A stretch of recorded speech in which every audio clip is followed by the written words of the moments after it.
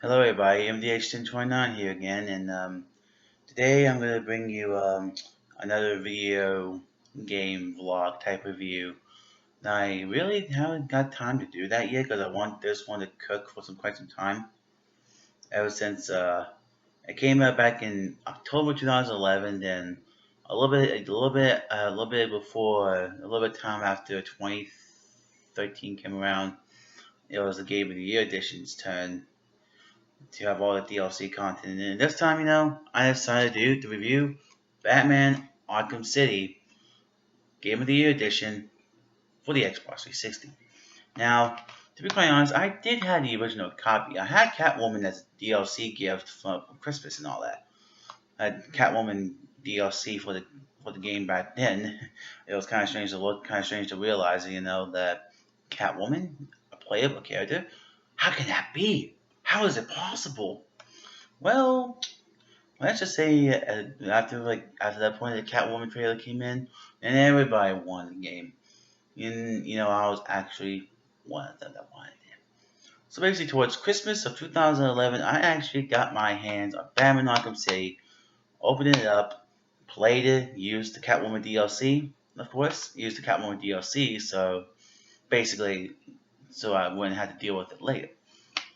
And for some odd reason, I really liked how it's cut. Back then, Arkham Asylum, I still have Arkham Asylum, but it's not as like a Game of the Year edition. Or really want to buy it. Why didn't do that earlier today? I have no idea. When I was out somewhere. So yeah, Batman Arkham City was one of those games that really took me away. Now Arkham Asylum, it was pretty good for its time. The combat was flawless, almost flawless.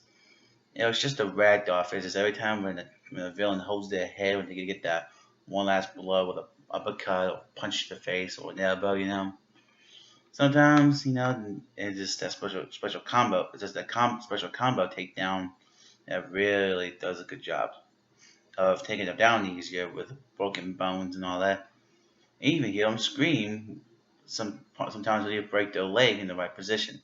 When the right takedown, break their leg, just you snap and hear the wimp whining and crying in pain.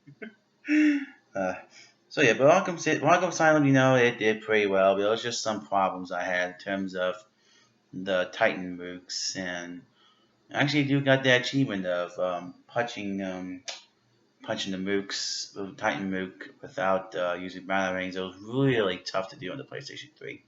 I haven't done that for Xbox 360 yet because I really never done that for some reason. It's kind of strange, but at the same time, it was worth it. It was worth it for the time. But even though back then the original Arkham City cover looked pretty good, including the statue that came with that little collector's edition it had, and a couple of DLC items that came along with it. But that on the back of it had Harley Quinn, not Harley Quinn, but Catwoman. But on the back of this one, it has Harley Quinn with a pretty good way to put it as yeah, as it says here, no escape from Arkham City. I mean, when Arkham City, I had for Christmas. I actually played the living crap out of this game when I first had it back in 2011. When I first had it for 2011 back in Christmas of that year. I mean, after I woke up, played the holy crap out of it, completed the story in about a few days. I mean, it had my hands glued to my controller, as in terms of the combat was a lot better. Just the combat stealth sections were really outdone themselves in terms of Arkham City. What else? The boss fights. I'm really excited I actually did the boss fights in Arkham City because basically Arkham Asylum didn't do much of bosses, just the boss with boss with Poison Ivy being the one. That's about it. The DLC was amazing in this game, in Arkham City. Arkham City. This like the DLC is amazing. The DLC is amazing. I got this for $20 at Walmart. It was brand new. Not kidding you, brand new. brand new. It came with both discs. While the first disc was typically the game, the second disc was the DLC, all that DLC downloadable content, DLC, in one disc.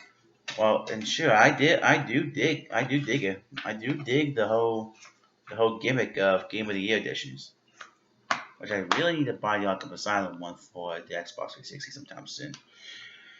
Yeah, so basically the story is Batman. Basically, Hugo Strange was about to unleash Protocol 10. Before that, Bruce Wayne basically trying to use his fame and fortune to close down Arkham City. Basically, this takes place about a year after the events of Arkham Asylum. I don't know how that Quincy Sharp in the such a character in general, how he really put the terms of Arkham City put into effect. And actually, there was a little hint in his old mayor's office, in the mayor office in Arkham Asylum, in the mansion, and the point of discovering by the 2010, about a year after the release of Arkham Asylum, back in 2009, that people actually found an Easter egg that contains the works of Arkham City in effect. There was also a prequel comic for it, by the way. I really never got that for some odd reason. I really never got the prequel comic. I was really never much interested in comics, but just the games itself makes it count for it. So yeah, and basically, when you start the game, you have Catwoman trying to steal something from Two Face's old campaign office, and yeah, so basically Catwoman got herself caught. Batman was it Bruce Wayne at the point got caught, and thrown himself in got thrown in Arkham City, after dealing with Penguin's goons and Penguin himself for a while. Basically, when you climb up the ladder and jump from gap to gaps and shimmying all the way to the top of Ace Chemicals, which Ace Chemicals in the Batman 1989 movie was the point. There's a point of Joker, by the way, that when there's the character when we think about Jack Nicholson in the 1989 Batman movie, fell over fell over the barricade into the stuff that kind of making what he is in terms of the movie and all that. And so I don't know how in terms of the Arkham series. That makes me wonder. Is it still the same thing, or is it not? That makes me wonder. So basically, when and it's kind of strange enough when I get to a point of getting into the music. It's really that it gives you that just that opening gives you that feeling, that something's gonna happen. You know it when it's gonna happen, and I realized it when I heard that opening screen. I was like, "Oh man, something's gonna go down before you know it." So yeah, and basically the point, of course the original game grew good age on me, and basically now as I have the Game of the Year edition, now I have all the DLC in my possession, all the DLC in my possessions. I don't really want to explain all the story because I really don't explain a lot of plot details for anybody that don't play the Batman games and all that. So basically, as on to the DLC, basically there's a lot of them. Harley Quinn's Revenge is basically the continuation of about 2 weeks after the events of Arkham City, which Arkham Knight took place 9 months after the events of Arkham City. Harley Quinn's Revenge took place 2 weeks after the events of Arkham City, was about let's see. So that would have been about January. In the world of the world of Batman and the Arkham verse, Arkham universe, So basically hold on, excuse me.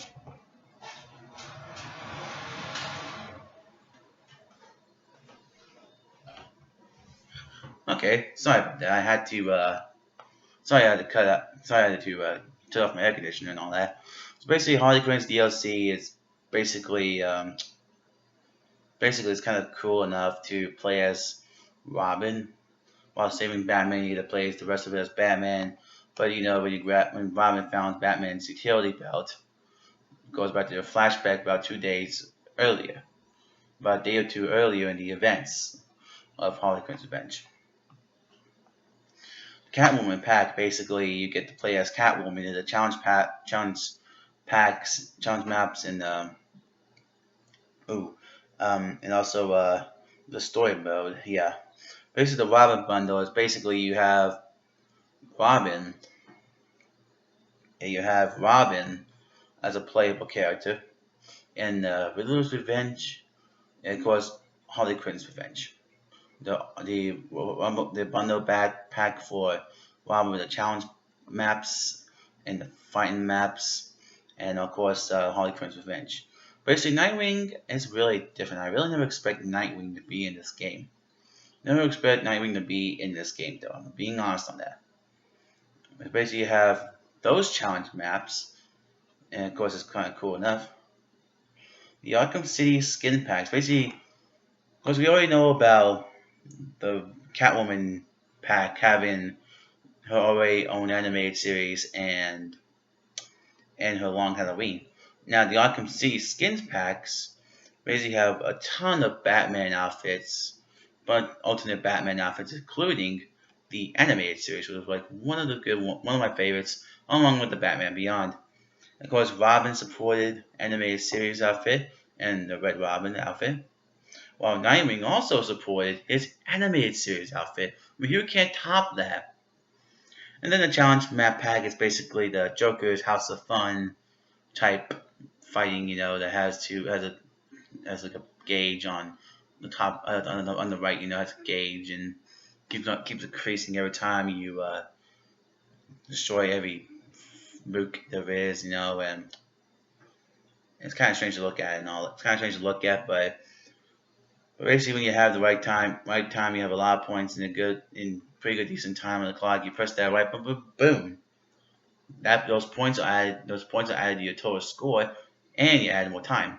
Now as for the Iceberg Lounge map pack and all that challenge map, it's pretty cool actually.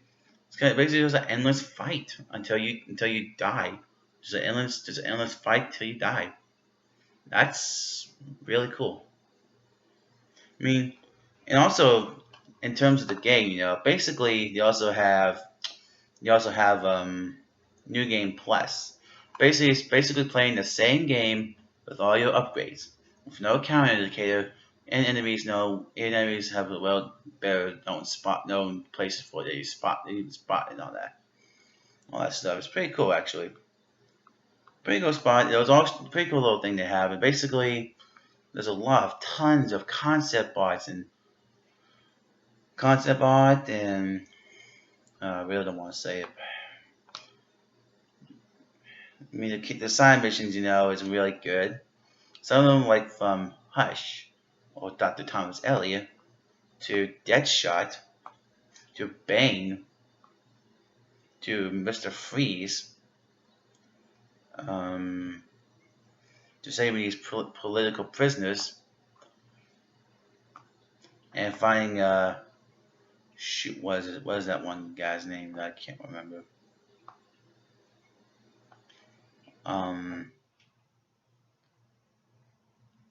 I don't know. I really don't remember all of that so much about that one side mission, that Watchers in the Night or something like that.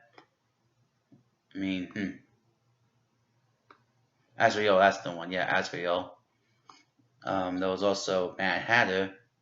It was also that one. That one's not as bad as the one in Arkham Origins, but the one in Arkham Origins for that particular side mission, the Mad Hatter, it's crazy. Trust me, I played it a lot. I played Arkham Origins a lot of times, just to play that side mission.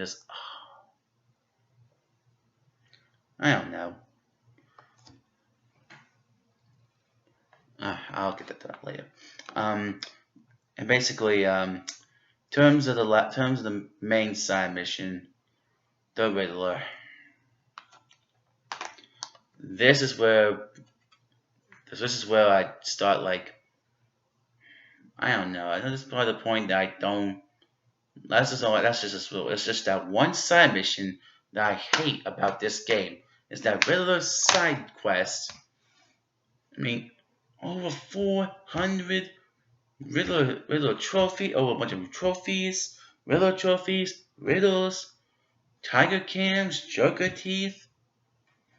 Balloons. All the Quinn statues. All the Quinn's heads, whatever. Riddles. Even if you add the Catwoman DLC, that's another 40. That's like another 40 Riddler trophies added to it. And at the point when I run out of Riddler trophies as Batman, that's the point I go to switch to Catwoman to collect the rest of them, because that counts towards your Riddler score, Riddler side quest score. I mean, I didn't know. I knew about that. I was like, no, wait a minute. Catwoman Riddler trophies count to your actual score? I mean, that confused me a lot back then. I mean, why? Why though? But I think I guess the one thing to this game, it's just, Hugo Strange is not really that intimidating. I really don't find Hugo Strange that intimidating. Not really intimidating, but you get my point. Excuse me. So basically, I'm really surprised that Rocksteady did Arkham Asylum, in Arkham City. They already did Arkham Knight. It was back in June. It was actually the interim patch, I should probably say, that came out here a while back. Actually about a couple of days ago, about a day or two ago. That actually, so basically now Arkham Knight is fixed at last. Arkham Knight is fixed, but it's just the problem of me having to get into my graphics card for that. So as for the controls, for the gadgets, you have most of the same gadgets as last time in terms of, but you had to get the Sonic Batarang again with plus its upgrade to make it helpful. A lot of different upgrades in terms of both Batman and Catwoman. But I save the Catwoman ones for last. Save the Catwoman ones for last and all that, which makes it a lot more useful. Where do I begin? Where will I begin with the upgrades? Now, basically, the ballistics armor and the fighting armor up the separate little bars on next to the health bar. There's two little separate health bars for each one, which is really confusing. But it was kind of confusing at first, but I knew that. I knew like it was not that confusing then. But at the point, I realized, it's worth it. It's worth it getting all the power, all the upgrades and all that. I think it was just to get achievement on it, I believe. I don't remember which one. I don't remember which one though, but I believe that Arkham City is one of those games that really did a good job on terms of combat. Of course, you get some. Of course, you get the electronic charge, I believe it's called. And then you get a disruptor, which you get from Mr. Freeze's suit, and you get upgraded to disable guns. There's actually a little side quest. There you actually that one of the police officers inside Arkham City found a kind of what's the word? Find a mind chip. Basically, you could disarm minds and all that. Even in front of even in front of a bad guy, just make it go kaboom and they just go down. So basically, you don't need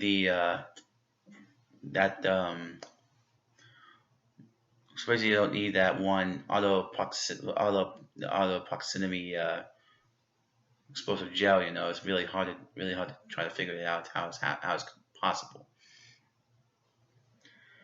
And of course, you get the smoke pellet, which is actually one of my favorite techniques to use in terms of stealth. Just boom, and just make this disappear out of sight, like the Batman would do.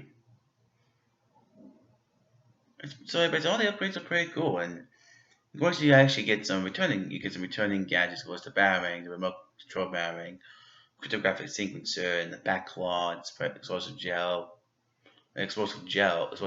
yeah, explosive gel. That's the one called, and it's pretty cool, you know. And as for the line launcher, I'm really happy they redesigned the line launcher to make it more useful in terms of you could actually switch direction of of a mid swing, you know, of a mid swing, you know, just kind of strange, you know, switching of a main swing, you know, it makes no sense. But hey, at least you get at least you get a good takedown from that point, you know. Take a little like a line launcher takedown. It's kind of noisy. It's kind of most of the good takedowns are quite noisy and all that, which is okay, but I don't mind it that much. So basically, I think I'm talking a lot long enough about this game. But how about those graphics, man? Good lord! And I believe this. I believe this. I thought this was like when I realized, you know, when Kevin Conroy did the voice of Batman, and I was like, yes. I was like, yes, you know, because he still got it, man. But as for Mark Campbell, it's kind of strange seeing Mark Campbell saying this is the last time he'll do the Joker voice acting. But he kind of came back. Came back in Arkham Knight as just Joker in Batman's mind, in a sense, you know, in a sense of being in Batman's mind. And I'm not really going into all the story of Arkham Knight because it's really hard to figure it out for myself.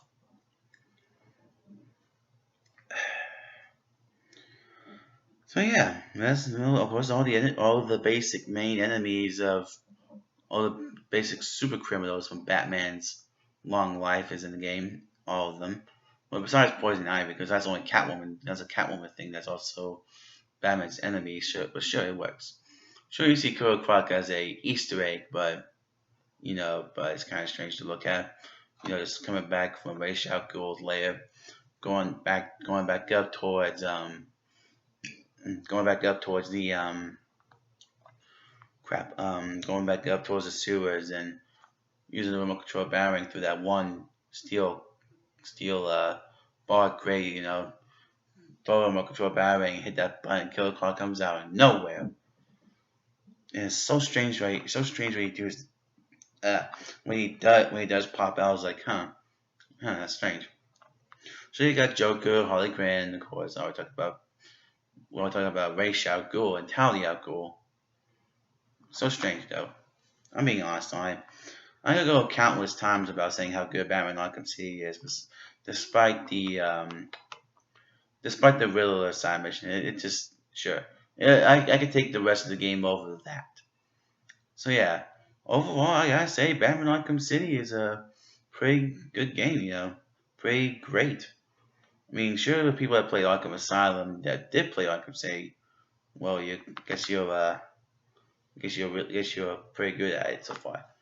So I guess you know Arkham Origins. That's from Warner Bros. Montreal, which I might be doing that next time for a video game review. Talk about some stuff in that which I really did okay on. I do like to play on in terms of one of the cool gadgets in that game.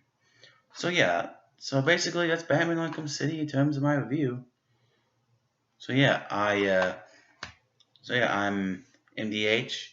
I hope you see you all on the next video game vlog review. Will be Batman Arkham Origins for the Xbox 360, and I'll be seeing you all later. MDH1029 signing out.